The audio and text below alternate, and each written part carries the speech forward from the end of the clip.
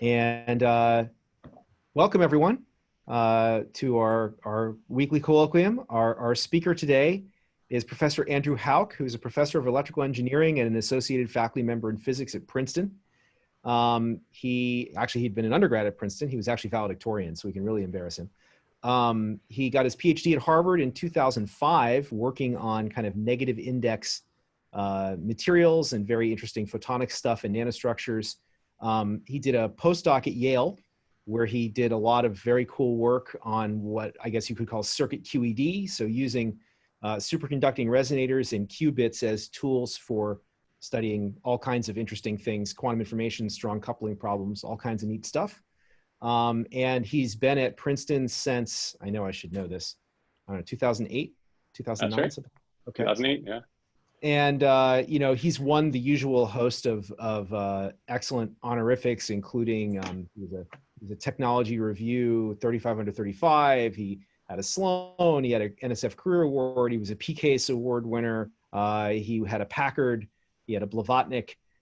So you know, all in all, very, very richly deserved and very technically demanding work that he does. So he's going to talk to us today about some really cool stuff he's been doing using qubits. So Andrew, please take it away.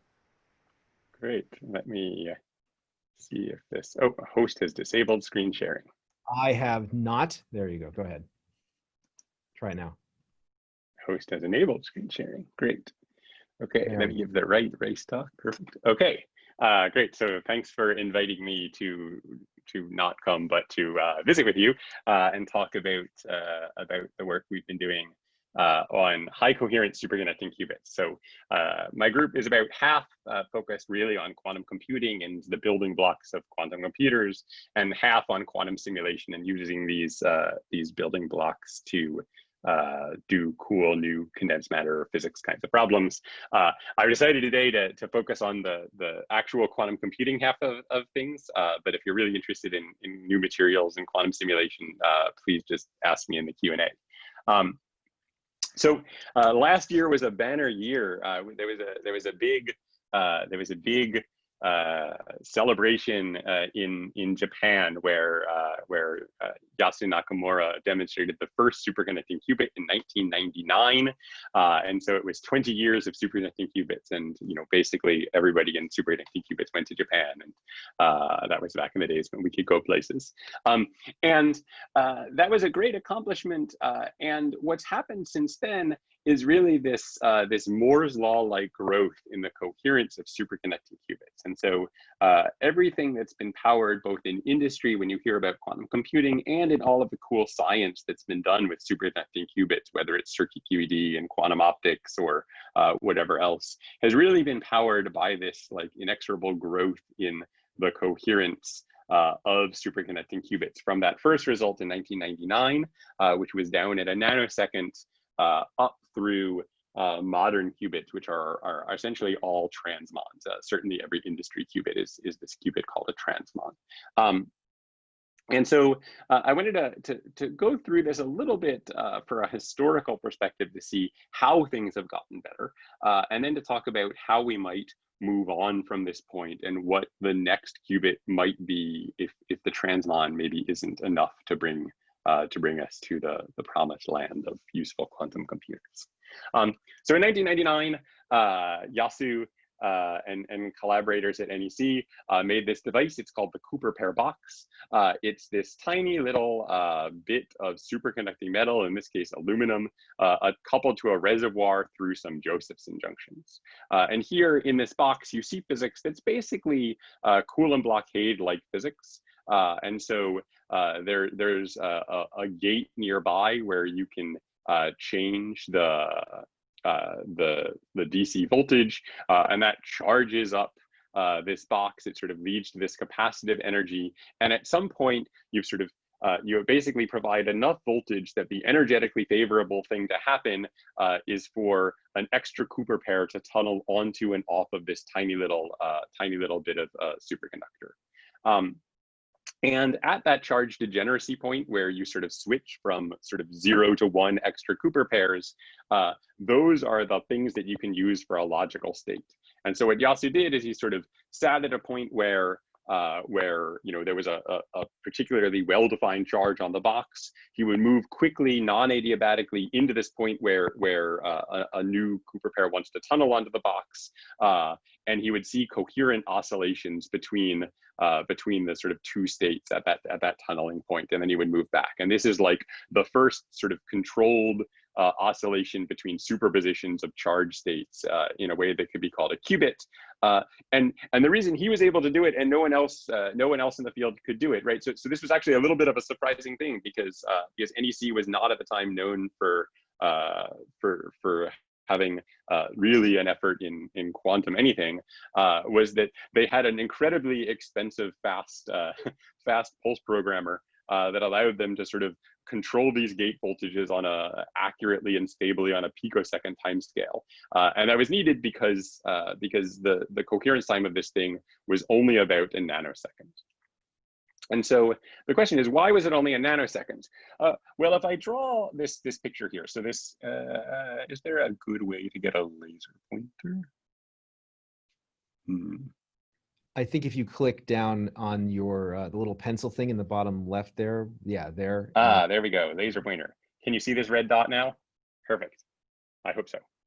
Okay, so each of these sort of parabolas that you see, this thing that goes from blue to red to black, is the parabola for some fixed number of Cooper pairs on the box. And as you change NG, which is this gate voltage, you sort of make it sort of more energetically costly to keep this number of Cooper pairs. And at this point here, you see a tunneling event. And the problem, this is all great if this gate voltage or this sort of offset charge is something that you really control well. But the problem is no matter how many digits exist on your voltage source when you set that thing, there's all sorts of other things that are going to change the potential of this Cooper pair box, whether it's random pieces of junk in the substrate that are moving around or stray fields that are coupling in one way or another. You have noise that couples in, and that noise is going to cause this gate voltage to jiggle back and forth. And when that happens, the energy of your 0 and 1 state, represented by these yellow dots, they're going to jiggle back and forth a little bit. And what that means is that the energy difference between your 0 and your 1 state is not very well defined. And if you create a coherent superposition, the evolution in phase, according to Schrödinger's equation, will not be at a well-defined frequency, and over time you will accumulate random phase, and that's why the coherence of these oscillations was really short. So 4 years later, Michel Devoret got the brilliant idea, and it did take 4 years, to operate not here, where the first derivative in the energy difference is 0, but to actually operate at this charge degeneracy point and control the qubit with microwaves.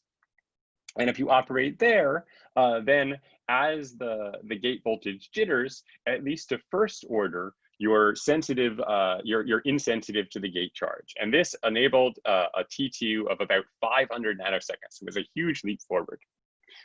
And note, up until this point, the thing that people were concentrating on was really materials. It was all of this stray gate noise comes from noisy materials or metal surfaces or metal interfaces, and maybe we could get the charge noise lower by cleaning up the materials. And instead, Michel's idea was let's just understand how this leads to decoherence and operate at a place where we are more insensitive to these fluctuations. Now, in order to do this, it did require one bit of real innovation, and that is you had to have something that you could measure. If you are operating, on this sidewall, then the difference between the 0 and the 1 state is actually a real difference in the number of Cooper pairs on that island. And so you can measure the state of the qubit by measuring the actual charge on the island. Whereas if you're at the charge degeneracy points, these two states are the symmetric and anti-symmetric superpositions, but they have the same average charge. And so you need to measure something different from charge. And one thing you could measure is the curvature of the band. Is the curvature positive or negative? That could tell you whether or not you're in the 0 state or the 1 state. And so in order to take advantage of something that could provide you insensitivity to a certain kind of noise, you have to have some ability to measure that thing. Okay, so a year later, Rob Sholkoff's group at Yale devised this idea of circuit quantum electrodynamics. And here the big idea was that rather than sort of measuring the DC charge on your atom, you could actually couple your artificial atom, your Cooper pair box, to a waveguide resonator. In this case, it's a coplanar waveguide resonator, some sort of on-chip fabricated object that acts like a Fabry-Perot cavity. This mimics the traditional AMO cavity QED system, in which an atom exists in a single mode resonator or couples to a single mode of a resonator. In traditional sort of cavity QED, the atom has some energy difference. It can absorb or re-emit or emit photons into or from the cavity. That happens at a rate g. And we say that we're in the strong coupling limit of cavity QED when the atom can absorb and re-emit the same photon many, many times before something gets lost and decays in the system. In circuit QED, you can make this coupling phenomenally strong for a number of reasons. One, the atom is actually just physically bigger, right? The coupling between your atom and your electromagnetic field is a dipole coupling. If your atom is an actual honest to goodness atom, then the electric dipole is relatively small. If your atom is a sort of micron or many micron scale object that involves displacing a Cooper pair by a distance of a few microns, then the electric dipole is 2 electrons times a few microns rather than a few an electron times an angstrom or a couple angstroms. And so the electric dipole moment is incredibly large. On top of that, the electric field is also incredibly large. In a 3D sort of optical cavity, the best you can basically do on the sort of mode volume is about a cubic wavelength. And that tells you that the electric field is going to be, something where if you integrate the electric field everywhere, it'll be like h bar omega, the electric field squared. For a microwave photons, and because all of these superconducting circuits operate at microwave frequencies, you can make a cavity that's basically a squashed form of coaxial cable. So it has a center conductor and a ground conductor, and this has much different boundary conditions. And in particular, the length of the cavity has to be the length of a wavelength, but the transverse directions can be arbitrarily small. And this means that the mode volume of one microwave photon can be something like 10 to the minus 6 lambda cubed or 10 to the minus 10 lambda cubed if you really want. And so you have an atom with a massive dipole and a very squished photon, and this allows you to get very far into the strong coupling limit of cavity QED. This is the building block for all of the cool AMO and quantum optics physics that we do in our group. But it's also the building block for measurement of superconducting systems, because depending on the state of the qubit, whether it's in the 0 state or the 1 state, it causes a slight shift in the frequency of the cavity, which it turns out to be much larger than the line width of that cavity. And this is true whether or not the band, whether or not this sort of band is curved or not. This is really just a measurement that depends on there being a transition dipole matrix between the ground state and the excited state. And it doesn't depend at all on the average charge of these states, the curvature of these states, or anything about the structure of these states.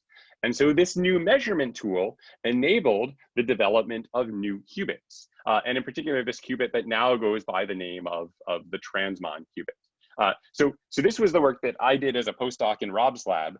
And what's surprising is it's really a great idea, and it's an idea that existed back in like 2002 when Michel was was first thinking about how to operate at the charge sweet spot. But it was hard to do back then because there was no way to actually measure the qubit. And so I think there's a really interesting lesson here about revisiting ideas that once were discarded, but are now relevant again because of some new innovation that has happened. And I think very often we see this in physics, where there's some idea that we had that didn't quite work because some other innovation didn't yet exist, and then we forget that, you know, that we should go back and revisit that, because maybe this thing in our brain, that this idea no longer is a bad idea, is no longer relevant. And the idea here was, if you take the Cooper pair box, and if you look at this qubit right at the bottom, this tiny little thing that right under my laser pointer, that's the original Cooper pair box, and you just hang a giant capacitor off it, then that will flatten these bands. So that makes the parabola shallower and shallower. If you want to make an analogy to a harmonic oscillator, the capacitance is essentially the mass, and so you make this thing heavier and heavier. And the remarkable thing that happens as these flatten out, and as the sort of flatness gets to be such that you mix many of these states together, is that the flatness of one of these bands, if you measure how much any one of these bands wiggles, it goes down exponentially in essentially the size of this capacitor. And what that means is that with a relatively small change, a relatively accessible size of capacitance, you can get bands that now, no matter what charge noise you add, can't possibly dephase your qubit for any realistic coherence time. And this has been the thing that launched like all of the progress of the last 15 years in cavity QED. This qubit is still the qubit that everybody uses. So Google's quantum supremacy announcement was with the transmon. IBM's qubits are with the transmon, and everything is great. But if you look at this plot, which is now a slightly more recent version of the coherence of superconducting qubits, they go up, exponentially over the years. Though there's some jumps here and there. But if you get to this point here around 100 microseconds, you'll note that everything to the right of this has something that says like, oh, it's 3D. And it's this or that. And in fact, this is basically the very best transmon that was made. It's about 100 microseconds in coherence, 110 microseconds in coherence. Something around there for T1 is the best sort of chip level 2D transmon that's been made. And then you can do a little bit better if you put it in a 3D cavity alone, and you can get sort of a T1 of 100 and some microseconds, and a T2 of getting about 200 microseconds. But all of these points up here are the lifetimes not of qubits, but of linear cavities that you sort of put states into. And there are ways to do that. That's what sort of the Yale group does these days. But gates are much harder there. And so there's a question of, is this sort of 3D encoding the way to go? Certainly that's what Rob thinks, but industry hasn't sort of adopted that. And you can't operate them as traditional qubits, or can we push the transmon further, or do we need to move past the transmon? Of course, it's not that there's been no progress since 2013 in transmons. People have figured out how to build large-scale systems. So Google obviously has announced quantum supremacy. So they've built a 53 qubit machine that can do something that a regular computer can't, though not yet something of use. And IBM has done some really nice things with both simulating chemical systems and with quantum machine learning. But the question is, if this is really a ceiling for the transmon, this is probably not a good enough qubit to get us to fault-tolerant, error-corrected, perfect quantum computers that everybody wants for all kinds of reasons. And so how do we get beyond this point? And that's really what I'm going to be talking about today. And I'm gonna talk about a few different approaches to give you a flavor for this. So if you look at, if you think about transmons, one thing that has been true since we first made our very first transmon back in 2005 is that T2 is roughly 2T1. So for the first 5 years of superconducting qubit history, it was all about getting better dephasing times. And when we came up with the transmon, the transmon, the dephasing wasn't the problem. It was actually the relaxation from the excited state to the ground state that really dictated how long a superposition could live. And if you want to get that longer, how could you go about doing that? Well, there's sort of two approaches you could take, and it really feels exactly like 20 years ago when people first thought about the Cooper-Bear box, because you could engineer the materials to make a lower environmental noise and therefore get longer coherence, or you could make the qubit immune to the kinds of noise that you're worried about. In this case, it's not charge noise, but in this case, it's the kind of noise that causes relaxation. And so our first approach is to follow this half of Fermi's golden rule. It's to look at the matrix elements. And our second approach is to look at this half of Fermi's golden rule, which is to look at the environmental noise. And in fact, there's two ways that we're gonna look at this part of Fermi's golden rule. Okay, so the first side is to try and say, okay, let's find a qubit beyond the transmon. What do we want in that? And really, the way you can make a qubit immune to T1 is to try and make this matrix element 0. If you make this matrix element 0, then you can't have any relaxation events. That's great. And if you want to really make yourself protected against T1 events, then you need to make this true not just for any particular operator, but for every local operator.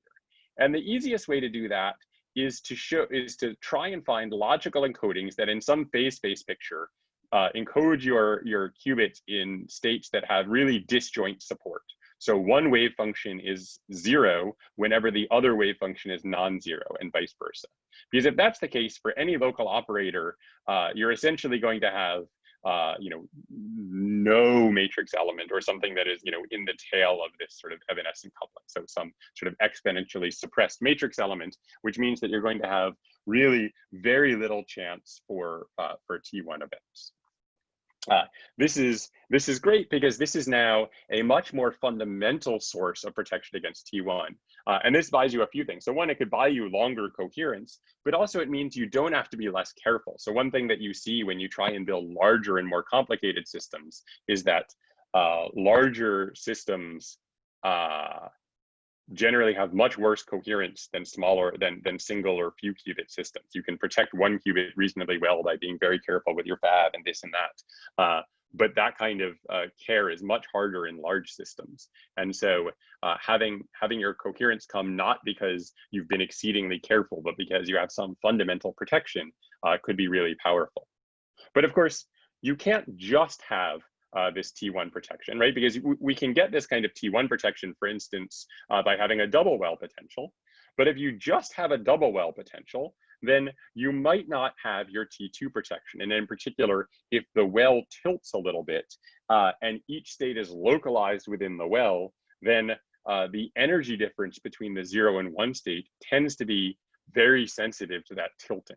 And so you need to simultaneously have this sort of disjoint support while maintaining some flatness in your bands, right? So in the transmon, we saw the difference between our 0 and 1 energy level decayed exponentially on some parameter, and that's what we really want.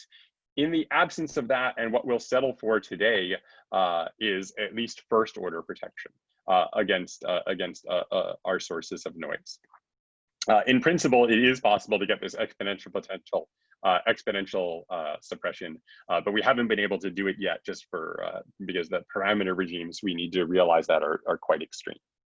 Okay, so the idea is now we're going to sort of build the building blocks of superconducting qubits. So our atom is not going to be this nanometer scale atom. It's going to be something on the order of many microns, and it's going to have a bunch of elements, right? So superconductivity, in addition to giving us low loss, also gives us a really well-defined ground state. And so it gives us a 0 state. But we need to build a 1 state somehow. And we do that by building things with capacitors, which give us a kinetic energy term, inductors, which give us our potential energy term. And in superconductors, we have this magic element called a Josephson junction, which is another potential energy term, and you can think of it like a nonlinear inductor. If you expand this cosine in phi, you get a phi squared term, so it looks like an inductor, but then you also get a phi to the fourth term, which is the source of all of the sort of anharmonicity in these qubits, and it's why they act more like atoms and less like harmonic oscillators. And then, as you build these up, if you have some isolated section of metal that's separated from everything else by capacitors or junctions, that's going to be an island. And if you have a loop, then you're going to have some sort of flux threading. So islands are susceptible to charge noise, and loops are susceptible to flux noise. Okay, so the question is, how can we actually, from some fundamental level, start to build up these coherent devices? And so the transmon is this device here. It is essentially an island. It's a charge mode. There's another device that's sort of like the transmon that I've skipped over, called a Flexonium, which is basically a Josephson junction shunted by a big inductor. And both of these sort of do similar things. They both achieve coherence by delocalizing the qubit. And so the transmon, the original Cooper pair box, had a well-defined charge, and so charge coupled in very well to that one charge. It was very sensitive to any sort of offset gate charge, and that led to a dephasing. Whereas if you spread this out and delocalize it in charge, then you wind up getting a charge insensitive island. And the sort of dual picture works the same for flux devices. If in flux space you delocalize your device, then you wind up spreading, doing things well. So charge modes you want delocalized in charge space, and flux modes you want delocalized in flux space. And that then becomes the problem, because if we think about this sort of double well potential in flux space, well, if I think about this in flux space, what that means is that what I really want in order to get T1 protection is for my 0 state to be localized in one place and my 1 state to be localized somewhere else. So I want them localized in different wells. But in order to get T2 protection, I tend to want them to be delocalized. And so we can get a device where we have really good T1, but bad T2 by localizing things. Or if we delocalize things, we can get good T2, but bad T1, where bad T1 is something that is limited by materials. It's not intrinsically protected. The transmon can delocalize things in charge, and that gives us a good T2. But there's actually not a way that we know of to build a double well potential in charge and delocalize in charge, because that might actually solve the problem, but we don't yet know how to do that. And so a single mode device, if we just have one node, we don't know how to do this. But the idea is, what if we build a device now that doesn't just consist of 2 points coupled by elements, but it's a little bit more complicated? Can we use the heavy charge mode to get the localization and the light flux mode to give the delocalization? So can we get the best of both worlds? And that would look something like this in phase space. So here, going vertically is the charge mode, and going horizontally is the flux mode. And so we would localize things in different flux wells in the charge mode, or in different wells in the charge mode. And that would mean we would be sensitive to flux noise, but there's no flux loop in that direction. But we can delocalize things in the horizontal direction to give us our insensitivity to flux noise. And so we want to realize something like this. One way to think about this is essentially, the only way you could actually do this in a protected way in a real system with only 2 modes is if you created a double well potential with a large capacitance. And so within each well, you could wind up being localized in charge space. Sorry, this is a flux picture, but this is a charge mode. So if you could delocalize in flux space, but have charge modes, then that would accomplish everything you want. And there's a sort of long list of papers that are trying to figure out how exactly to do that.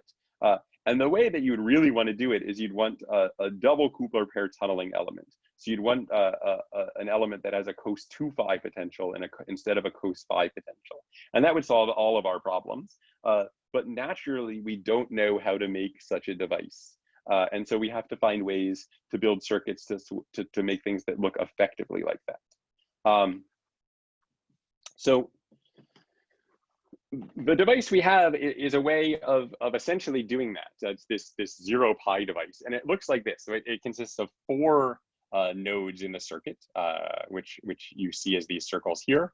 And between pairs of modes, there are capacitors, Josephson junctions, and inductors. And if we have very, very, very large inductors, then that is a very high impedance connection. And if we have very, very large capacitors going across here, that is a very low impedance connection here. And so now what can happen is if one Cooper pair tunnels from this top node to the bottom node on the left side, then that builds up a charge imbalance on this capacitor here. And normally it could be satisfied because you just sort of slosh charge from the left side to the right side of this top section, but the impedance through this inductor is really, really high. So it's hard for that sort of charge sloshing to happen. And so the best way to resolve this charge imbalance is for another tunneling event to happen on this Josephson junction. And so then if you think about the top half of this circuit, which is this copper color, or the bottom half, which is this greenish color, 2 Cooper pairs have tunneled from the top to the bottom. And in fact, anytime one Cooper pair tunnels from the top to the bottom, a second Cooper pair has to tunnel from the top to the bottom. So if you look at this as an effective collective mode, you've created your double Cooper pair tunneling potential. So you've effectively created this, and you've made this thing you want. And that's basically what we've done. Or what we're trying to do. So here's a way of redrawing the circuit that I find helpful. But one way you can sort of think about this this redrawing of that circuit is that there's a transmon-like mode that involves sort of a differential excitation of these 2 things in copper and these 2 things in green, which is basically Josephson junctions in parallel with capacitors. And there's a Flexonium mode, which involves these sort of excitations, and that is a Josephson junction shorted by inductors. And if you think about both of those modes and the potential landscape they create, you get something that is still 2 pi periodic in theta, but staggered with this corrugation in the phi direction. And what that means is that you get your ground state is something that lives in the 0 well here, but in the pi well is your first excited state, and that is something that is disjointly supported along this charge mode direction, which means it's going to be insensitive to noise, and it's at least somewhat delocalized in this phi direction. And we would really like to have it more delocalized in the phi direction. If we could get it more delocalized in the phi direction, that would give us real exponential insensitivity to all noise parameters. But we at least are exponentially insensitive to our worst noise parameters and disjointly supported. You can plot out all of the states in this potential, right? So this is now a potential we've created, and you can plot out the states, and you get pictures that you can label by whether the states live in the 0 well or the pi well, and then you can sort of label them with the number of nodes, which give you which give you selection rules within one well or within the other well, and then some ability to transfer from one well to the other well. And so what's nice about this is that you get this spectrum that really actually looks like an actual honest to goodness artificial atom. In the superconducting qubit world, we like to call any slightly nonlinear harmonic oscillator an artificial atom because you can select out 2 levels, but it has nothing like the richness of an actual real honest to goodness atom. But now we can actually do real selection rule kind of things.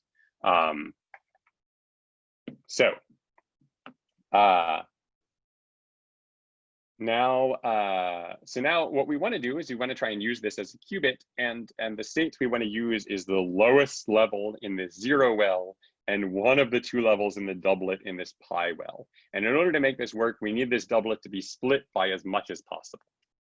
Now the challenge, and here's, if you plot the actual energy levels as a function of charge or flux, you can show that the charge levels look very much like the transmon at the bottom. They don't wiggle very much. And that the flux levels right here at the top of this peak, these transitions from one well to the other well show an avoided crossing, which is what gives us at least our first order insensitivity to flux noise. And the bigger we can make this avoided crossing, the more coherent this device will be. And what we've got so far is something that is barely opened up this avoided crossing, but enough that we can operate this as a qubit. Okay, so here's a picture of the device. What you see is an input and an output, and a resonator, which is the resonator that we see from cavity QED. That's this long meandering line, and then in this circle is the qubit, which has this kind of picture. So it consists of this resonator coming in, which capacitively couples to the qubit. And then the real key to making this device work is to get incredibly large capacitances where you want it and incredibly large inductances where you want those, with absolutely no strays. So stray capacitance from this top section to this bottom section really kills that impedance argument I made. And so you need very, very, very large inductances and capacitances. The inductances we produce not by geometric inductance. We actually make an array of Josephson junctions, which acts effectively like a very large inductor. And so you can see here we have the junctions, the inductors are these sort of large bars, and then the capacitors at the top and bottom. Zoom in. Okay, so here we can actually now do some spectroscopy, and we can actually measure the energy level spectrum. And what you first see if you've done this kind of measurement before is you see an alarming spaghetti of lines that tell us, you know, there's all kinds of horrible things, or, you know, all kinds of transitions. But if we just run our sort of calculation from our intended parameters, we can actually fit essentially every transition in this picture remarkably well. And so although there's a huge number of lines, it really does look exactly like the kind of thing we want. We can do some peak detection and find the actual peaks on the data, so we can get rid of the color scale. And what you'll see is that we can track almost all of these transitions except this transition here, following this sort of V structure up from the bottom. That's actually the transition we want to use. Remember, this point here is the avoided crossing we want to use. And you'll note that when we do spectroscopy, when we try and drive that transition, we actually don't see any evidence that it exists. But of course, this is good news. This means that that in fact, this is a matrix element forbidden transition. These states are disjoint and cannot be driven by any local matrix element. And that's what's going to give us our incredible T1 protection. But it means that we have to do something more clever for gates. And so what we do for gates is we use a Raman process. And so if you go high enough up this ladder, we find a state, I think it's the 11th state, that winds up having weight in both the zero well and the pi well, and is matrix element allowed. And so we drive a transition sort of virtually through this ancillary level in order to make qubits, and we can sort of map out the energy spectrum of this doublet as a function of flux by basically doing these Raman transitions. And when we do that, we see that we have indeed opened up a gap in that doublet state where we can separately address the two levels. And so this bottom level is going to be the one state of our logical qubit, and the ground state will be the zero state of our logical qubit. And that's everything we want, right? We see we have at least first order insensitivity to flux, and we have this disjointness. This is why we had to do these Raman transitions. If we pulse those transitions by changing the power on both frequencies, both legs of the Raman transition, we can see Rabi oscillations where we go from the ground state to the excited state, and we can measure coherence. So we can pi pulse that transition, and we see incredibly long T1s. So the natural decay of that transition is 1.5 milliseconds compared to sort of the best published transmon, at least before by the last part of my talk, was 100 microseconds. So incredibly long T1s and T2s that are with echo about 25 microseconds, which is worse than transmons. So we are still not yet anything that people will want to replace a transmon with, but it's still much better that you can get from any qubit that doesn't at least have first order insensitivity to flux noise. And as we change the geometry of the sample, we can open that gap up further and get much better flux noise. And in fact, in this original device, we had about a 20 megahertz gap there, which is a pretty sharp gap. In our most recent version of this, we're up to a couple hundred megahertz. And so we expect we're going to have much longer lifetimes and much better control sometime pretty soon, and would have if we hadn't gotten shut out of lab. Okay, and yeah, you can see as you tune across that sweet spot, you get a peak. So that's what I want to say about that, which is really, we have a qubit that's now much longer in T1 and not a lot worse than the transmon, right? The transmons are sort of 100 microseconds, so it's not a lot worse than the transmon. And this was our very first device that we made, whereas the transmon has been developed for 15 years. And what's nice is that there's a much better reason to believe that the system coherence, if I make 100 of these qubits, that they'll all maintain their T1 and their T2 because these coherences come from really fundamental properties of the qubit. They're really trying to engineer devices where we're not relying on cleanliness of fab, but on some fundamental protection against noise. And so I think that's a one way that you can get to these protected qubits. I want to talk about one other quick way to get to protected qubits. We have a number of irons in this fire, right? So this is one device called the 0-pi device, but there are other ways you might be able to get there, and we're really trying to explore what a post-transmon world might look like. Another way to get there is to take a device that has one property you like a good T1 protection from a more traditional double well system, and try and engineer new ways to get T2 protection. And so the best example of this device is this device called heavy Flexonium. It's a Josephson junction that is shunted by both a capacitor and an inductor. And it's basically a double well potential when you operate it over most of its space away from sort of a half a flux quantum. And when you operate it away from most of its space, T1 is really, really, really long. It can also be about a millisecond, but T2 is incredibly short. And then as you approach this point here, T1 gets short, but T2 gets longer because you get to be at a flux sweet spot. And so the idea is whether we could find a way to combine the good T1 properties from being at a place with disjoint support, right? So we have disjoint support for our states. We get a good T1 and a bad T2. We delocalize our states at this sweet spot, and we get a good T2 with a bad T1. And we said in 1D you have to choose. In 2D with the 0-pi, if we have a 2D potential, then we can get both at the same time, but the potential is complicated. And now the question is, can we use one-dimensional potential, but also time-varying effects in order to actually move beyond this? And so the idea is to take this Flexonium device. It's a Josephson junction shorted by an inductor, but now rather than just apply a DC magnetic field, we also apply an AC magnetic field. In that case, you can sort of, you can parameterize this as, there's some magnitude of the AC field and some magnitude of the DC offset. This is just trying to move to dimensionless units. And what happens when you do that?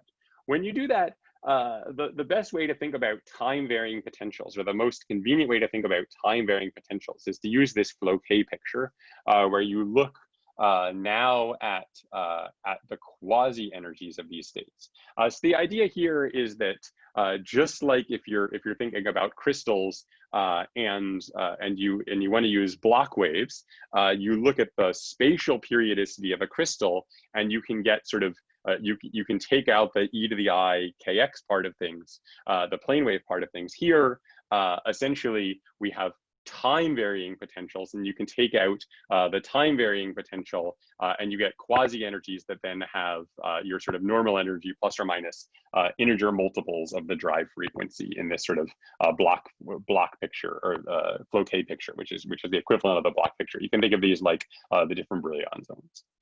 And what happens as you drive this harder and harder is that if you drive it at the right frequency, then these different quasi-energies cross. And if you drive it hard enough, then those quasi-energies have an avoided crossing. And that means even away from the DC flux sweet spot, right? So here at this point, there's a DC flux sweet spot. So the derivative of the 0 and 1 energy difference is 0 here.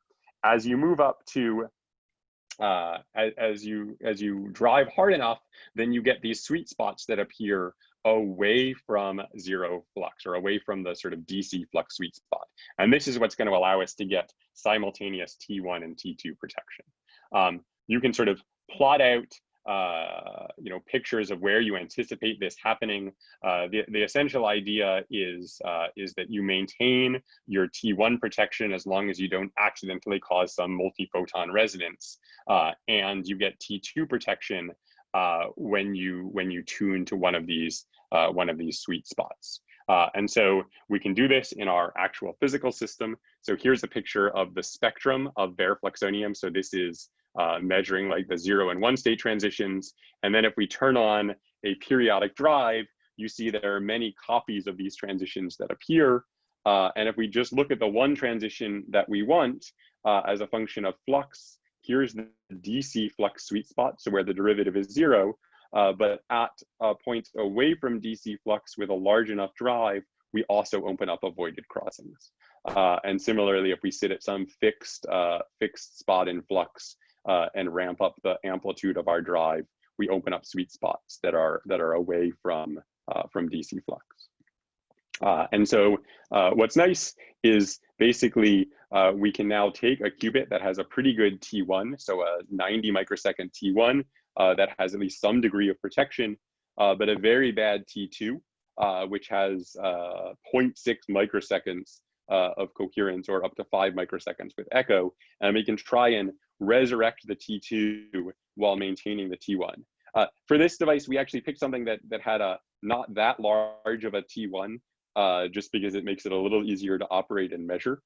And so when we turn on this Floquet drive, our T1 goes down by a factor of 3, which is what you expect regardless of what T1 is, but our T2 goes up by a factor of 40. And so we're able to actually open up dynamically a flux sweet spot. And so we're able to get up to 20-something microseconds of coherence at a place where we previously only had 0.6 microseconds of coherence. And so here's a way that you can use now control and time variation to try and get some of the kinds of protected properties that we have.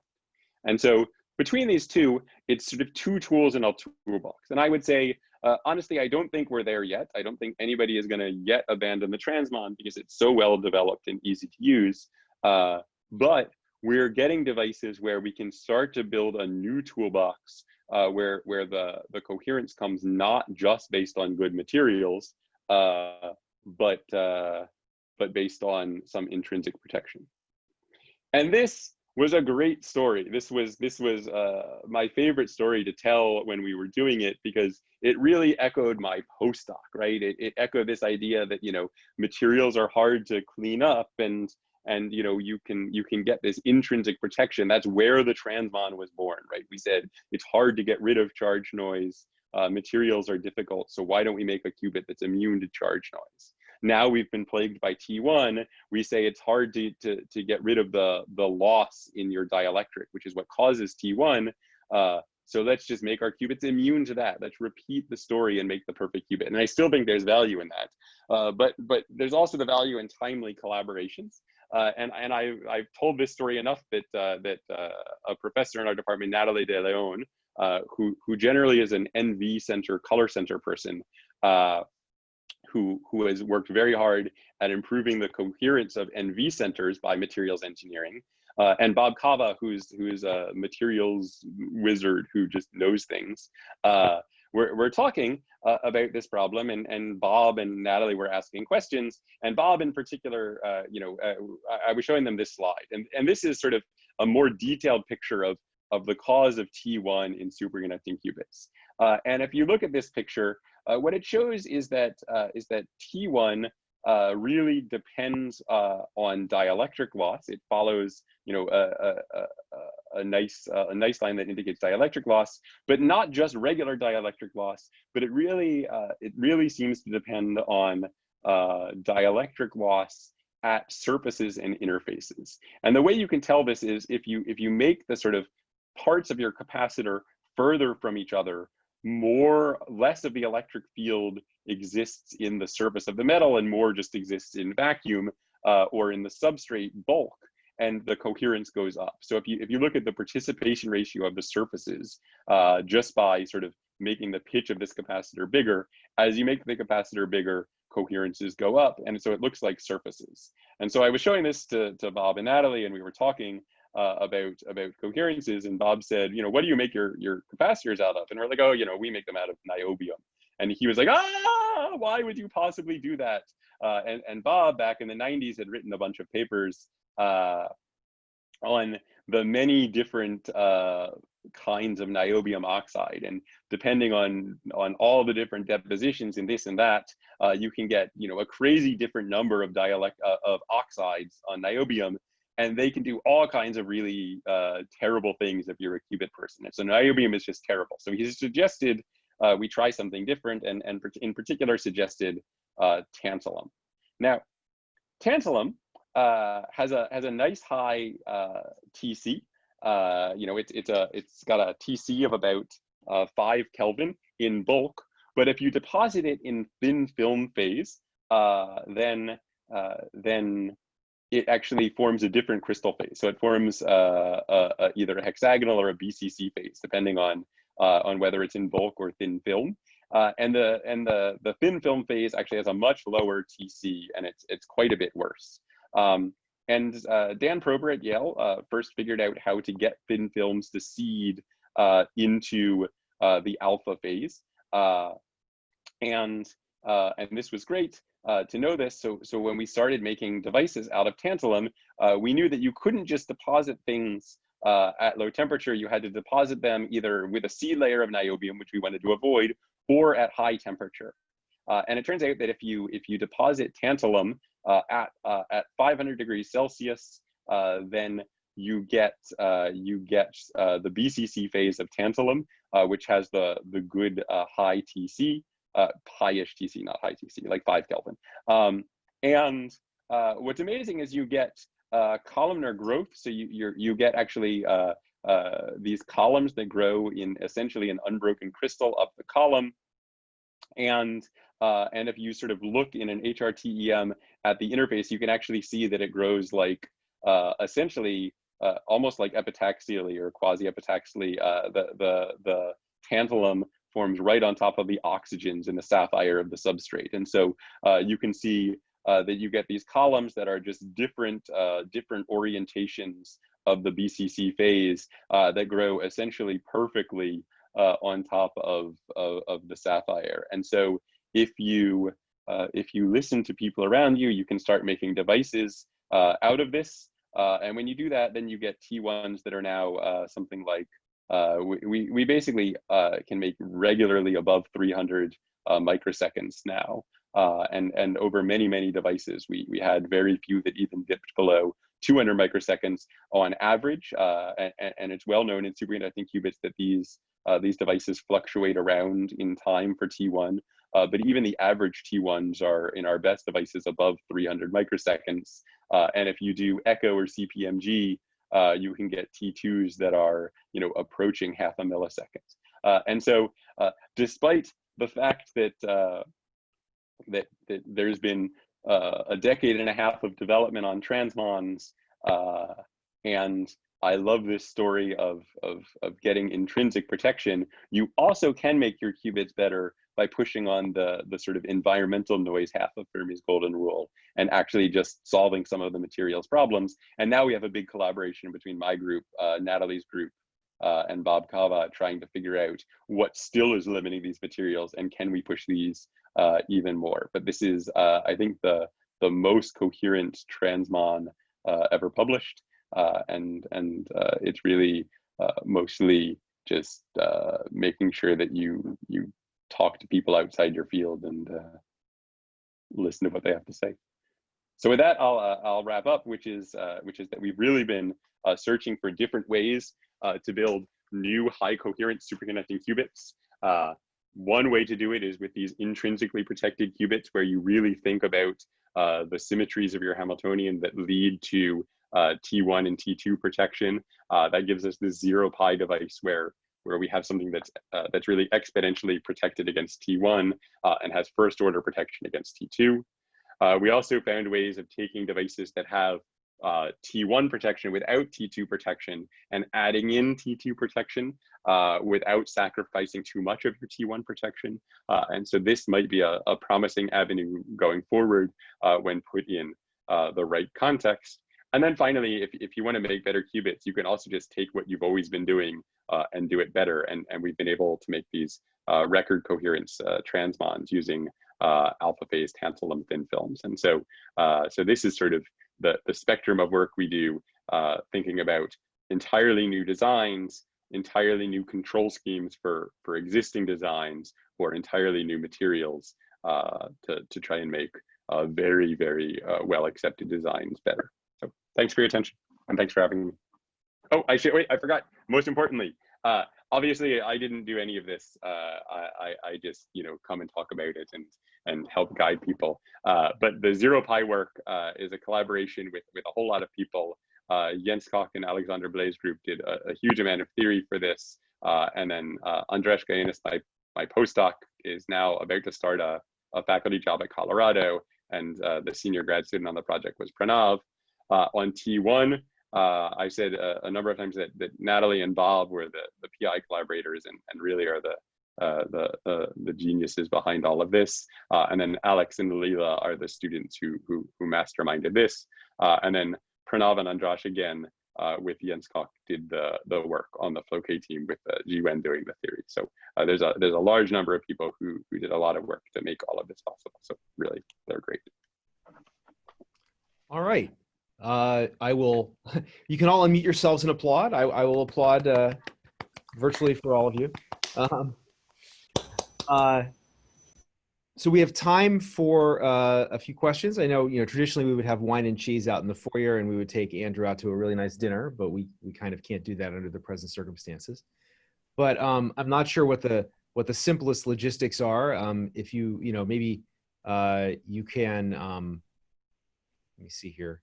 You could raise your hand, so using the chat feature, or you could just unmute yourself and ask a question, and we'll hope people don't talk over each other. Doug, may I ask a question? Of course. Sorry, I was trying to figure out how to raise my hand virtually, but Andrew, I wanted to ask you about the point where you mentioned that Michel de Vorey, what he did when he originally looked at the charge qubit, is by trying to operate this at sort of the unstable point where you're right on a cusp between the two charge occupation, let's say charge 0 and charge 1, right? Yeah. But I wonder if it would be easier if you maybe could show that slide.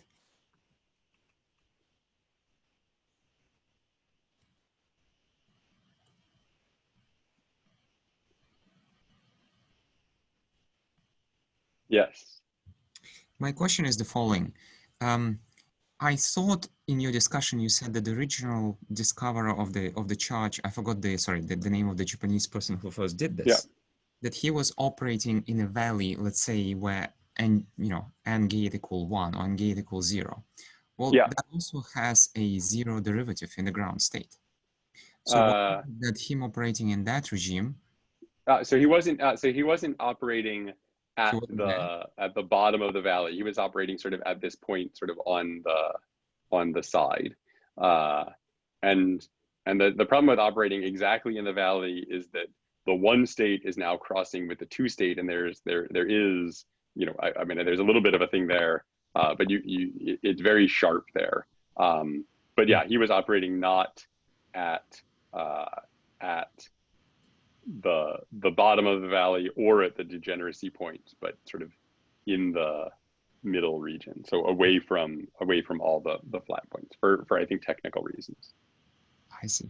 And so if you want to position yourself right in between, right at that, sweet spot, is it difficult, and sorry, maybe this is an ignorant question, but is it difficult to control your gate voltage such that you're positioned exactly at the cusp where because otherwise your first derivative is going to be non-zero. So how is that Yeah. achieved technically? Yeah, that's right. So I mean, you use the qubit is the best noise spectrometer you have. So you basically sweep the qubit.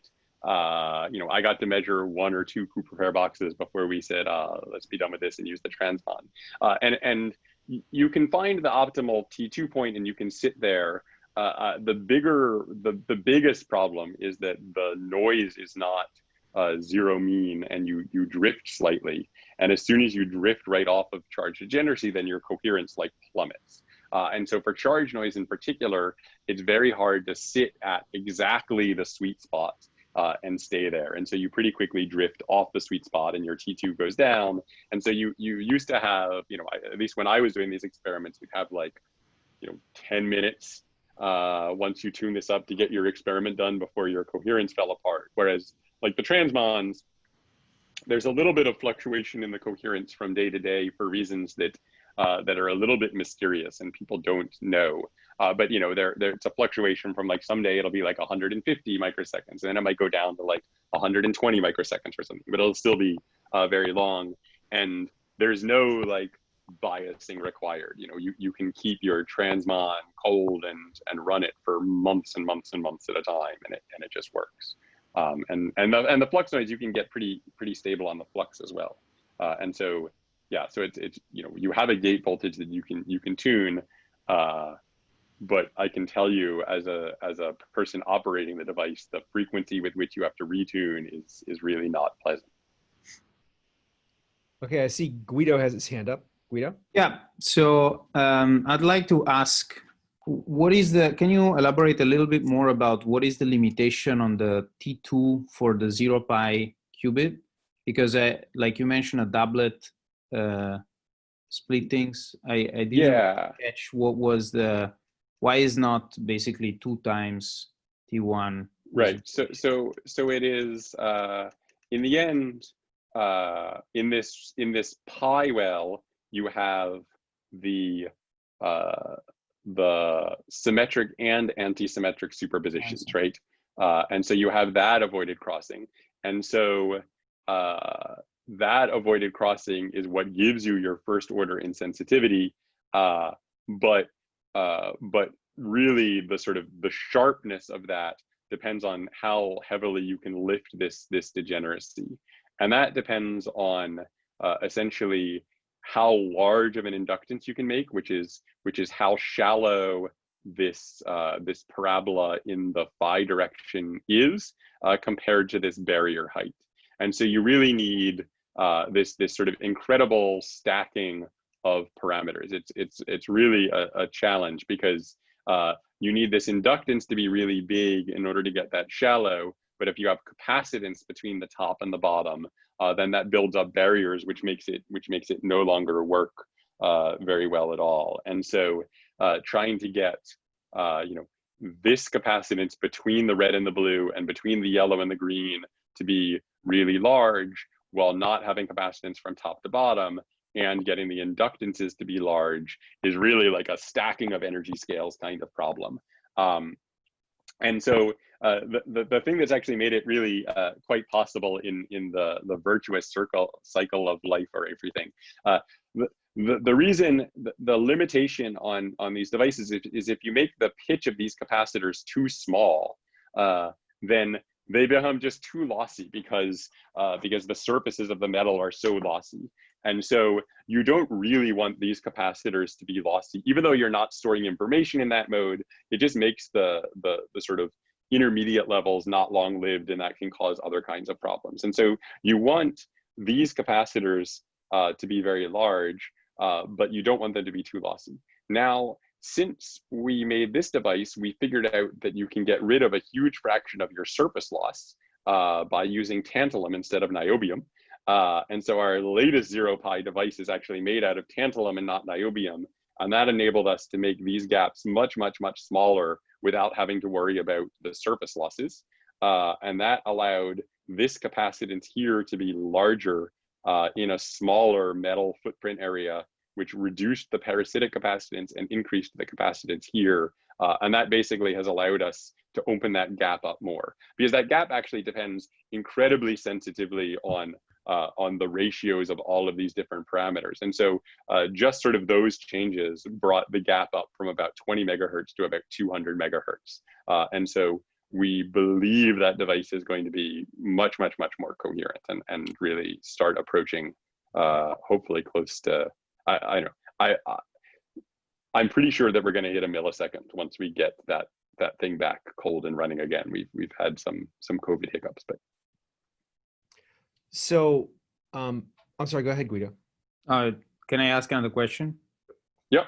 Yep. So, yeah, combining the two seems really an interesting idea, but in all these different models of qubits, like the ZeroPi, the Floquet one, and the enhanced tantalum one, I guess the tantalum one, the answer is yes, but for the other two, the cross-resonant entangling gate that you usually do for superconducting qubits, the 2-qubit gate would work exactly in the same way, or the fact that this qubit is a little bit more elaborate, is really an effective qubit built out of different components, makes it harder to do the entanglement. And the same holds for the Floquet phase. You're constantly driving the flux. Now you have an effective Hamiltonian, and on top of that you have to do some entangling operations. So how do you envision this?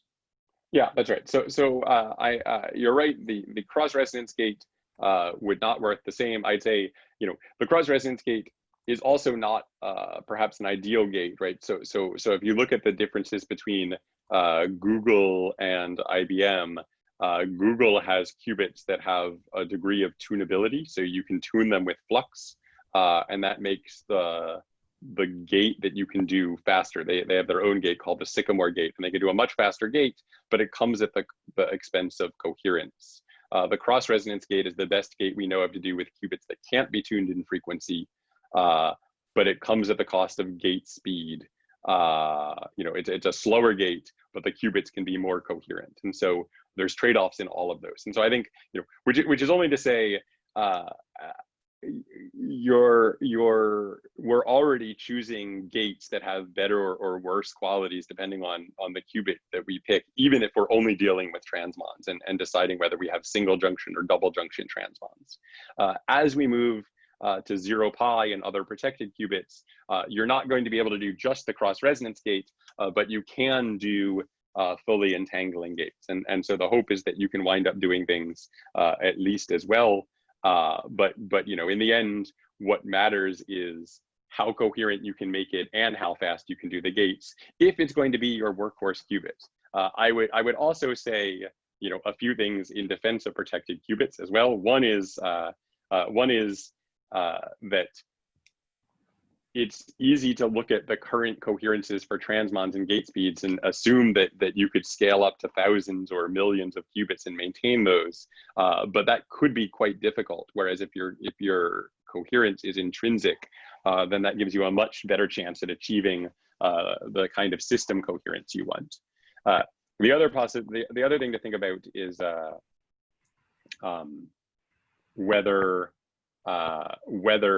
a grid of 1 qubit is in fact going to be the actual ultimate quantum computer, right? So we've thought a lot about what would you do if you had a big grid of transmons, but if you think about your classical computing hardware, it's not sort of a uniform grid of exactly one transistor doing, you know, every bit of RAM computation, storage, etc. You have different parts. And so the question is, if you have different qubits that have different strengths when it comes to coherence and gate speeds and all of these kinds of things, can you build a more powerful heterogeneous superconducting architecture than you can just using one kind of thing? I see. Thanks. So I will. I know it's getting late, and I know you probably are very tired. But just one last big. This kind of touches on what something I was going to ask. So, I mean, what numbers do you want for coherent? I know there's lots of things one has to worry about, including the ability to entangle and the ability to do rapid gate operations and tuning and things. But I mean, what kind of coherence numbers, T1s and T2s, would you really want if you wanted to be able to do, I guess, if you wanted to be able to do this sort of some of the error correcting approaches, and how long and how good do you need to be to cut down on the ratio of physical qubits to logical qubits to get something useful? Yeah. So I mean, I think the number I've always had in mind is a millisecond. And I think if we can get up to a millisecond, then we can sort of brute force it to work with some relatively high overhead. I think as you get above that, exactly what the trade-offs are in terms of the code and the overhead, and I think that actually gets a little bit complicated to know. But I think if we get to a millisecond, we can get to the point where we can start to really think about doing error-corrected, fault-tolerant things, but without a whole heck of a lot of buffer. So I'd feel a lot better if we could get another order of magnitude on top of that. But we're really sort of knocking on the door of where a lot of these things just become possible. Though that millisecond really, requires doing gates as fast as we're currently doing them, right? If we make our coherences 10 times longer and our gates 10 times slower, then we haven't really won it all yet. So in the end, it's the gate fidelity that we really care about. But we're sort of starting to, I see lots of paths forward, none of which are certain, but none of which are closed, right? These different ways of getting protection, plus these different just pure materials approaches. It feels like something there can really work. Great. Okay, well, if there are no further questions, let's thank Andrew again. And